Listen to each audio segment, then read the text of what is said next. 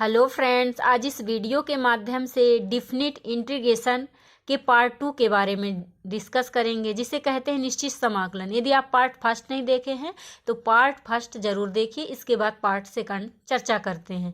तो पहला क्या है, 0π/2 साइन एक्स की पावर एन अपान में साइन एक्स की power N plus cos x की पावर एन dx। ये डायरेक्ट ऐसे क्वेश्चन दिए रहेंगे तो आप डायरेक्ट, यदि आपसे याद है तो π/4 आप टिक कर सकते हैं। तो पहला आ गया समझ में, 0 से π/2 इंटीग्रेशन, मतलब ये क्या है, लोअर लिमिट है और ये अपर लिमिट है। तो साइन एक्स की power n upon sine x की power N plus cos x की पावर एन dx क्या होता है, π/4 होता है।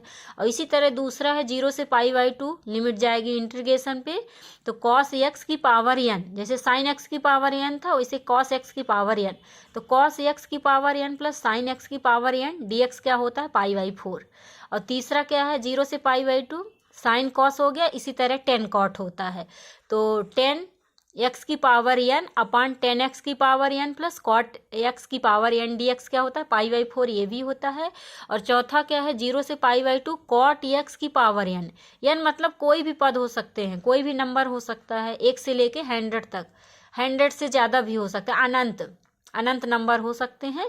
तो 0 से π/2 लिमिट होना चाहिए, यदि नहीं है लिमिट तो आप बना लीजिए 0 से π/2। तो कॉट एक्स की पावर एन अपान कॉट एक्स की पावर एन प्लस 10x की पावर एन dx क्या होगा, π/4। इसी तरह अगला है सेक एक्स की power n upon sec x की power N plus cosec x की पावर एन, तो भी π/4 होगा। 0 से π/2 कॉसेक एक्स की power n upon cosec x की power N plus sec x की पावर एन dx, ये भी क्या होता है, π/4 होता है। तो आपके 6 फार्मूले हैं। पहला साइन एक्स की पावर एन रहे ऊपर, फिर कॉस एक्स की पावर एन रहे, फिर 10x की पावर, फिर कॉट एक्स की पावर एन, फिर सेक एक्स की पावर एन, फिर कोसेक एक्स की पावर एन। और कुछ और इम्पॉर्टेंट फंक्शन के बारे में समझते हैं, जैसे गामा फंक्शन हो गया और बीटा फंक्शन। तो दो फंक्शन के बारे में और समझते हैं।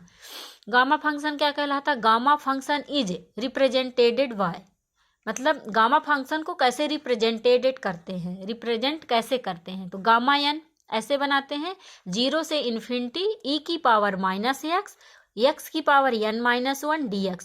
n जो है बड़ा होना चाहिए 0 से, मतलब n का मान बड़ा होना चाहिए, मतलब 0 से यदि छोटा हो गया, माइनस में हो गया, तो माइनस नहीं होना चाहिए, n का मान इंटीजर होना चाहिए। इंटीजर मतलब क्या होता है, पूर्णांक। गामा फंक्शन कभी कभी डायरेक्ट पूछ लिया जाता है कि गामा फंक्शन को कैसे रिप्रेजेंट करते हैं। तो कुछ गामा फंक्शन के प्रॉपर्टी के बारे में भी चर्चा करते हैं। जैसे पहला प्रॉपर्टी है गामा n+1 क्या होता है, n गामा n, एक ये होता है।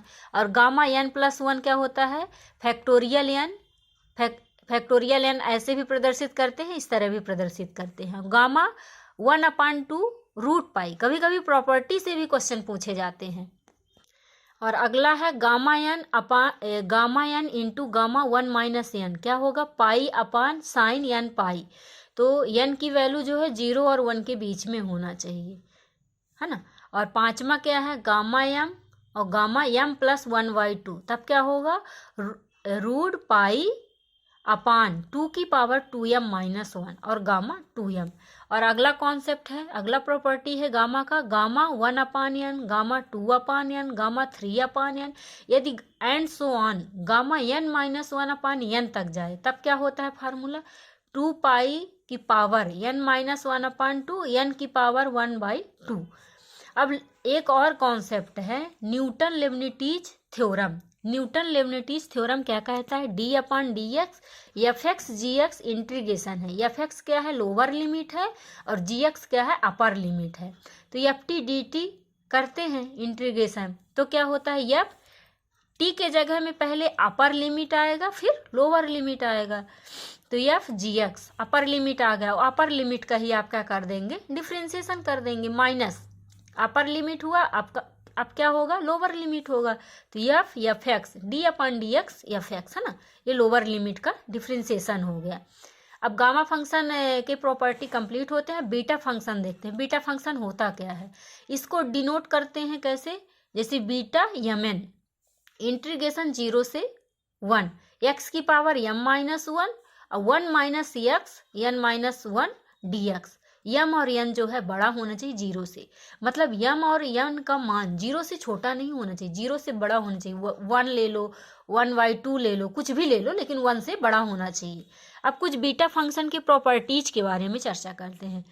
पहला प्रॉपर्टी क्या है, beta m n. Beta m n क्या होता है, बीटा एन एम हो जाएगा, मतलब अपोजिट हो जाएगा। यदि बीटा यम एन है तो बीटा एन एम भी हो जाएगा। For all m n greater than 0 होना चाहिए। दूसरा प्रॉपर्टी क्या है, बीटा यम एन क्या होगा, गामा एन अपान गामा एम प्लस एन। अलग अलग गामा करेंगे, गामा एन अपान गामा एम प्लस एन, मतलब बीटा एम वन पहला क्या होगा, बीटा एन एम अपोजिट हो जाएगा।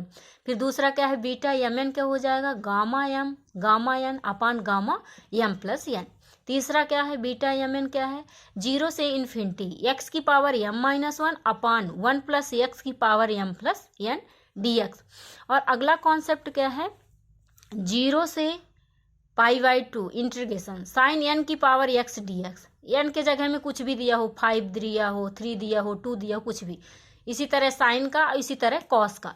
मतलब ये कौन सा फार्मूला है, Valli's formula. Valli's formula direct पूछा जाता है, कैसे आप करेंगे, साइन और कॉस के टर्म में रहेंगे। तो 0 से पाई है ना, ये 0 से π/2 रहेगा साइन में, और कॉस में क्या रहेगा, 0 से पाई रहेगा, तो कॉस की पावर n x dx। तो वेलीज फार्मूला क्या कहता है, यदि n ऑड हो, ऑड मतलब 1 3 5 7 9 11 13 ऐसे अनंत तक।